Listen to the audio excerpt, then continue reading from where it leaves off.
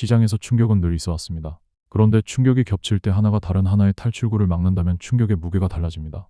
지금 사모신용 환매 사태가 신용경색으로 번질 경우 가장 유력한 처방은 금리 인하인데 유가 폭등이 이를 제약하고 있는 상황이 그렇습니다.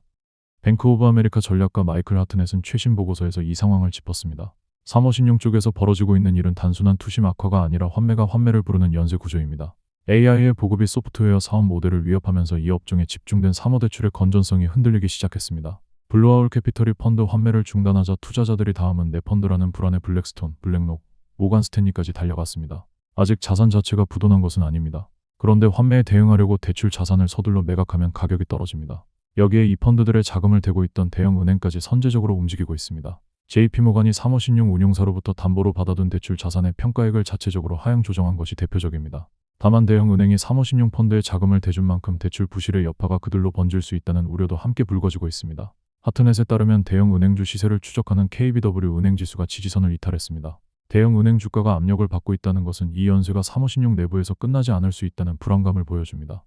이 흐름이 신용경색으로 확산될 경우 중앙은행이 금리를 내려 시장에 유동성을 공급해야 하는데 유가가 그 길을 가로막고 있습니다.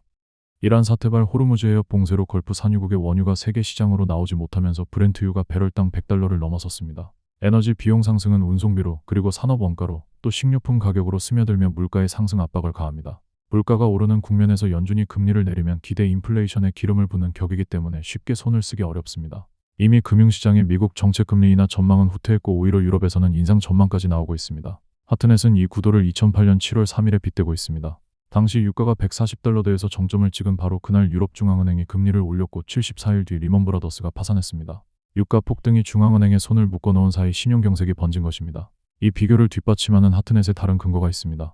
뱅크 오브 아메리카가 매달 펀드 매니저들을 대상으로 조사하는 설문 결과에서 신용부도 리스크가 상승세로 전환했고 거래상대방 리스크에 대한 우려가 고개를 들기 시작했으며 유동성 체감도 악화 방향으로 꺾였습니다. 이 세 가지가 동시에 방향을 트는 패턴은 2007년 중반에도 나타났습니다.